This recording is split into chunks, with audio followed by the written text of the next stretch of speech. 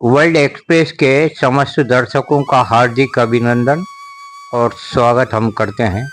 आज दुनिया की सबसे बड़ी समस्या है, कई राष्ट्रों में हो रहा है युद्ध। लाखों लोग अभी तक मारे जा चुके हैं। इस पर चर्चा करने जा रहे हैं हम पंडित सुरेंद्र कुमार शर्मा बाबूजी, जो कि राष्ट्र के एक अच्छे विचारक हैं, लेखक हैं और काफ़ी अच्छे वक्ता भी हैं। आपको यह बातचीत अच्छी लगेगी और आपकी प्रतिक्रियाओं का स्वागत। नमस्कार शर्मा जी, आपका अभिनंदन है। आप ही जानते हैं और हम सभी लोग जानते हैं कि इस समय सारी दुनिया में विध्वंस का वातावरण, युद्ध हो रहे हैं और कई सालों से हो रहे हैं। हम आपसे जानना चाहेंगे कि कौन कौन से राष्ट्रों में युद्ध हुए और इस पर आपकी क्या प्रतिक्रिया है। आपका स्वागत है। धन्यवाद हंस जी।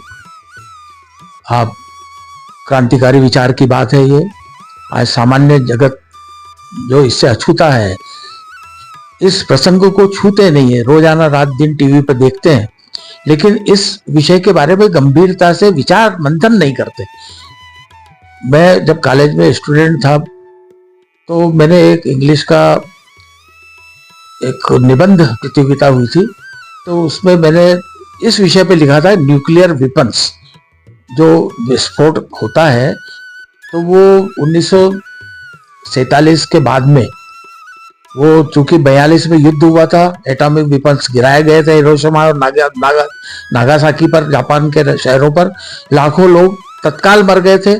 उससे कई गुना विध्वंसक आज के शस्त्र हैं और 6-6 हजार एटम बम लेकर रशिया बैठा हुआ है, 5-5.5 हजार लेकर बैठा हुआ है अमेरिका, और 100 200 300 एटम बम लेकर बैठे हुए कई राष्ट्र, हम भारत भी उसमें शुमार है, पाकिस्तान शुमार है। और ये विध्वंसक हथियार जो है, ये क्या करेंगे? समूल नाश, मानवता का समूल नाश करने का जिनमें सामर्थ्य है, वो है एटॉमिक वेपन्स। मैंने उसमें लिखा था, इंग्लिश की पुस्तक थी वो, उसमें निबंध लिखा था मैंने कि piece can not be maintained by hatred. घृणा से घृणा का जवाब घृणा से देकर शांति कभी हासिल नहीं की जा सकती। जगत में शांति होना है, शांति चाहिए, जो कि सारे लोगों के लिए वांछनीय है। सब लोग सुरक्षित रहे, शांति से रहे, प्रेम से रहे, आनंद से रहे, अपने पुरुषार्थ से विकास करें, अपना परिवार का, अपने राष्ट्र का, इसमें अपना बुद्धि कौशल लगाएं, अपना पुरुषार्थ लगाएं, परिश्रम करें, ये लक्ष्य लेके जीवन जीना चाहिए। लेकिन विध्वंस जब होता है तो पूरा सामर्थ्य काय में लगता है? नाश करने में, सर्वनाश करने में। आज एटॉमिक वेपन्स है, एक बम, एटॉमिक न्यूक्लियर बम अगर फोड़ा जाए तो लाखों लोग एक साथ में तत्काल उसी क्षण मौत को प्राप्त हो जाएंगे, और कई आगे वाली पीढ़ियां उसके जनरेशन, उसके न्यूक्लियर जो साइड इफेक्ट्स है उसकी वजह से विकलांग पैदा होगी। आज भी हिरोशिमा नागासाकी पर बम पड़ के 50 साल से ऊपर हो गया है, 80 साल से ऊपर हो गया, लेकिन आज भी वहां विकलांग बच्चे पैदा होते हैं। उसका साइड इफेक्ट आज भी है। तो हमने जो लाखों हजारों एटम बम लेके बैठे, पहले तो 2 ही एटम बम का नुकसान हुआ था इतना, अब तो हजारों लेके बैठे हुए। क्या करोगे? मानवता को समाप्त करना है, धरती पर भूकंप, भूचाल लाना है, ज्वालामुखी फूट पड़ेंगे। ज्वालामुखी वो होते हैं जो समुद्र, जमीन के गर्भ से निकल के लावा फूट कर बाहर निकलता है, वो विध्वंस करता है। लेकिन तुम कृत्रिम लावा बनाकर लोगों का विध्वंस कर रहे हो, तो ये जो शांति की जगह आप विध्वंस का नाटक कर रहे हो, रास रचा रहे हो, ये क्या है? पूरी मानवता को नष्ट करने का कर रहे हो, प्रयास कर रहे हो। और इसमें आम जनता, जिसका कोई सरोकार नहीं है, जो युद्ध नहीं चाहता है, सब शांति चाहते हैं, उनकी बर्बादी हो रही है। आप राष्ट्रोन्माद में, सामर्थ्य के उन्माद में, घमंड में, और एक दूसरे को नीचा दिखाने के लिए, उस पर बलात् कब्जा करने के लिए आप युद्ध थोपना चाहते हो। अनेक राष्ट्रों ने, सीरिया, जॉर्डन हो, इराक, ईरान हो, वियतनाम हो, अमेरिका हो, अफगानिस्तान हो, सब दूर युद्ध में लाखों लोग मारे जा रहे हैं। कितने युद्ध में काल कवलित हो गए, उनकी जो विभीषिका है आज भी वहां की जनता झेल रही है, लेकिन हम नहीं सुधर रहे। क्यों हम में आंदोलन नहीं होता? क्यों सामान्य वर्ग इससे वंचित है? क्यों सामान्य वर्ग इस बारे में द्रोह नहीं करता, संगठन बना के उनका विरोध नहीं करता? पूरे विश्व में, ब्रह्मांड में, पृथ्वी के ऊपर जितने भी लोग हैं, आज 7 अरब लोग रहते हैं। 7 अरब लोगों में कुछ लोग हैं जो 2, 4, 10 करोड़, 20 करोड़ है, वो युद्ध चाहते हैं, युद्ध थोप रहे हैं सामान्य मानव पे। तो इतने लोग अरब संख्या में हैं, उसमें से 1-2 अरब तो विरोध करे। अरे 1-2 हमारे भारतवर्ष में जो सनातन धर्मी लोग हैं, हम हिंदू हैं, हमारी कौम हिंदू है, हम आर्य नस्ल के हैं और हम हिंदी भाषी हैं। हमें लोगों ने हिंदुस्तान कहा, हमने मान लिया, हमें हिंदू कहा, हमने मान लिया, अंग्रेजों ने हमें इंडियन कहा, हमारे भारत को इंडिया कहा, हमने मान लिया, हमको इंडियन कहा, हमने मान लिया। लेकिन हम कौन है? हम आर्य हैं। हमारी संस्कृति क्या है?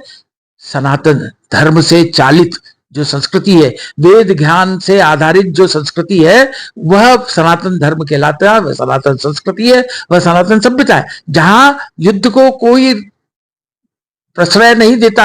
युद्ध के लिए सब विरोध करते हैं। सब, कृष्ण ने भी कहा है, युद्ध एक बार सिर्फ समझाने, 1000 बार समझाने के बाद में नहीं होता, तो युद्ध उसका ही परिणाम है। लेकिन जो समझदार हैं, उनको आज के युग में तो युद्ध नहीं होना चाहिए। सब युद्ध लड़ रहे हैं, अपनी सामर्थ्य को खपा रहे हैं। जो छोटे राष्ट्र हैं, कमजोर राष्ट्र हैं, उनको दबा के उन पर सत्ता हासिल करने के लिए लालच में उनका जो संपत्ति है, प्राकृतिक दोहन है, उसको पूरा का पूरा समेट के अपना अधिकार जमाने के लिए ये युद्ध हो रहा है। ये युद्ध की मानसिकता है, विभत्स मानसिकता है। पहले भी दैत्य और दानव हुए हैं, देवों के समय में भी दैत्य और दानव हुए हैं जी। वही मानसिकता आज भी है। सभ्य भी है, सुसंस्कृत है, शिक्षित है, सभ्य है, लेकिन वो बेचारे कम बोलते हैं, कम सामर्थ्य बताते हैं, अपने प्रदर्शन नहीं करते सामर्थ्य का, इसलिए उनकी कोई सुनता नहीं है। लेकिन जिसके पास जैसे डान होता है, डान के पास में शक्ति होती है, सामर्थ्य होता है, वह किसी का भी विध्वंस करने के लिए तत्पर रहता है, वो कानून को जेब में रखता है।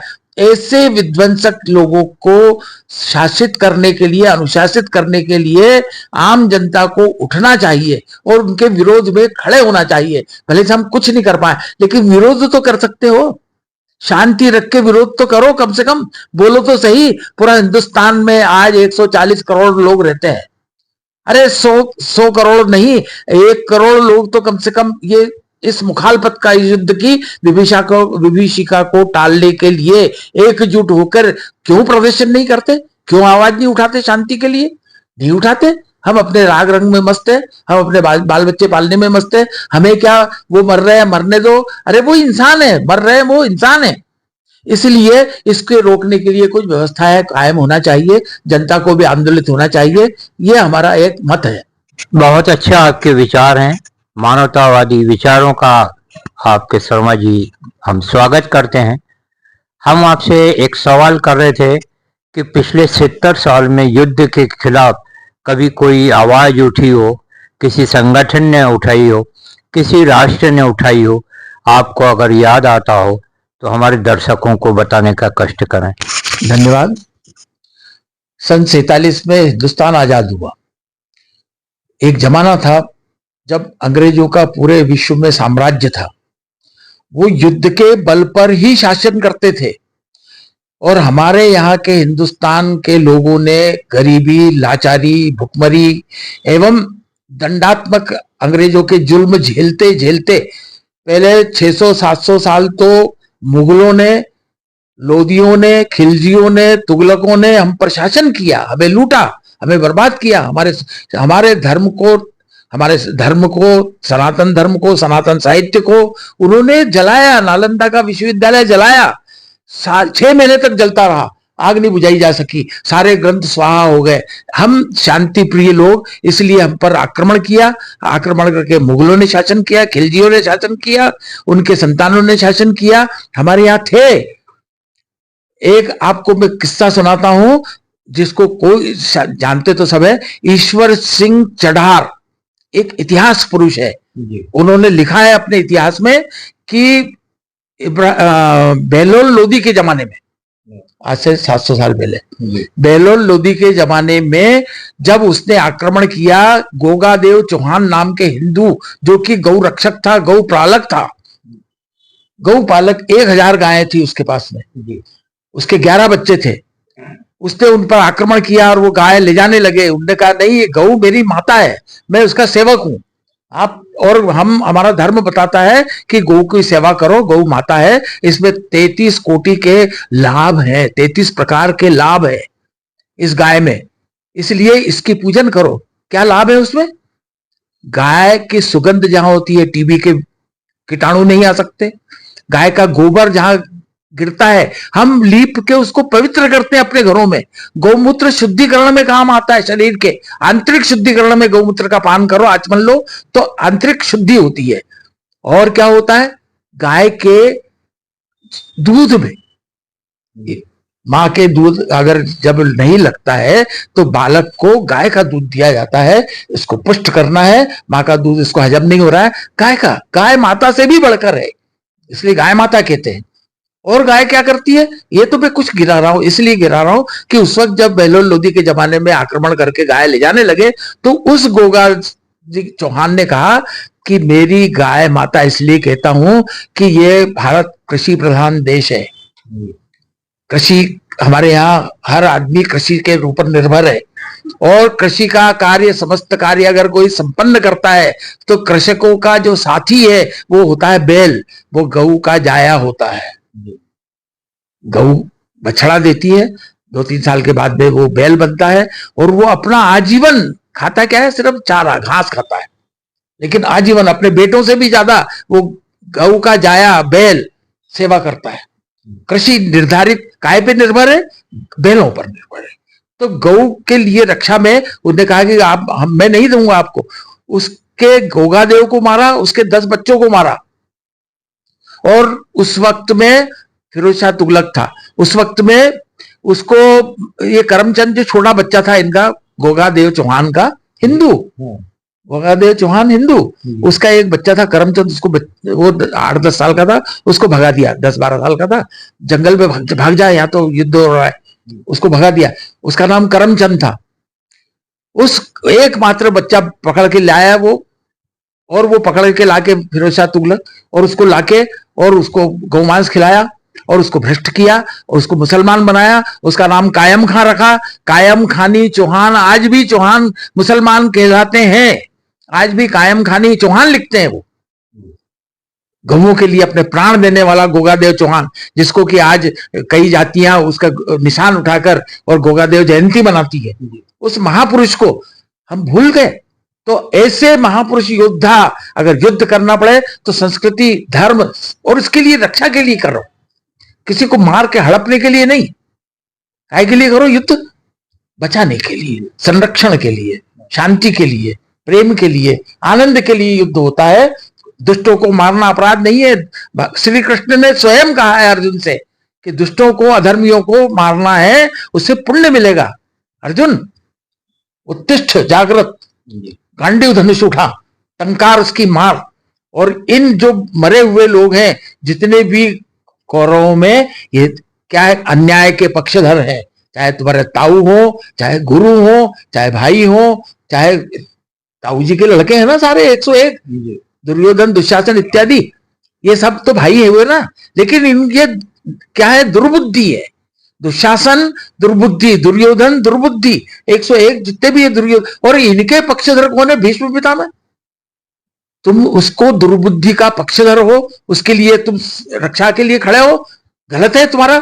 द्रोणाचार्य गुरु होके भी वध करो, तुम्हें युद्ध करना है अर्जुन, और खड़े होके युद्ध ने, वो गांडीवधारी अर्जुन ने अपना गांडीव को टंकार मारी, युद्ध का उद्घोष हुआ, और वो उन लोगों को, विधर्मियों को मारा। वो युद्ध होता है। विधर्म को मारना, शांति के लिए मारना, अभ्युदय के लिए मारना, विकास के लिए मारना, ये युद्ध जायज है। लेकिन तुम हड़पने के लिए युद्ध करना चाहते हो, दूसरे को दबाने के लिए युद्ध करना चाहते हो, एक राष्ट्र दूसरे राष्ट्र को हड़पने के लिए युद्ध करना चाहता है, ये गलत है। इसके लिए खिलाफ होकर पहले भी आवाज उठाते थे लोग, आज भी उठाने की जरूरत है। भारतवर्ष शांति प्रिय है, लेकिन आवाज तो उठा सकते हो। आज 140 करोड़ हिंदुओं, और हिंदू ही नहीं, मुसलमान हो, सिख हो, ईसाई हो, जैन हो, बौद्ध हो, सबको हिंदुस्तानी होने के नाते सब हिंदी हो।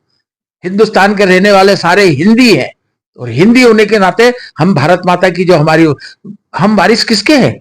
शांति के पक्षधर, ज्ञान के पक्षधर। वेद हमारा ज्ञान है। पूरे विश्व का जो नॉलेज है जिसमें, उसको वेद कहते हैं। वेद धातु से वेद बना है। वेद धातु यानी जानकारी, ज्ञान, उसको विद धातु से बोलते हैं। विद धातु का अर्थ है ज्ञान। और जिसमें ज्ञान हो, विद या विद्या, जिसमें ज्ञान हो उसको विद्या कहते हैं। जिस ज्ञान को ग्रहण करके जो व्यक्ति चलता है उसको विद्वान कहते हैं। जिसका ज्ञान का जिन पुस्तकों में भंडार हो उसको वेद कहते हैं। तो हमारे यहां भारतीय संस्कृति क्या कहती है कि आप संस्कृति की रक्षा के लिए युद्ध प्राण करना देना पड़े तो प्राण उत्सर्ग कर दो, न्यौछावर कर दो, बलिदान दे दो, लेकिन कभी भी अन्याय के सामने झुको मत। लेकिन ये जो विश्व में हो रहे हैं युद्ध, यह अन्याय के लिए नहीं है, सत्ता की लोलुपता के लिए है, सामर्थ्य बढ़ाने के लिए है, दूसरे को दबाने के लिए है। इसलिए इनके प्रतिरोध में, इनके पक्ष में नहीं, विपक्ष में बोलना चाहिए कि तुम गलत कर रहे हो। एक आवाज संगठित रूप में उठाना चाहिए, चाहे भारत देश हो या अन्य देश हो, जो कि इसमें कोई उनका लेना देना नहीं है, लेकिन आवाज तो उठा सकते हो। मानवों की हत्या हो रही है, इसके बारे में कुछ बोल तो सकते हो, बोलिए। क्यों आहार निद्रा मैथुन में रमे रहते हो? क्यों अपने बाल बच्चों में? हम पर आक्रमण होगा जब हम देखेंगे। क्या देखोगे? तुमने 700 साल तुम्हारे ऊपर मुगलों ने अत्याचार किया, तुमने कुछ तब भी कुछ नहीं देखा। इसके बाद में अंग्रेजों ने 250 साल तुम पर आक्रमण करके युद्ध पे तुमको मारा, पीटा, गुलाम बनाया, तुम कुछ नहीं कर पाए। अभी भी फिर वही रास्ता देख रहे हो। जागो।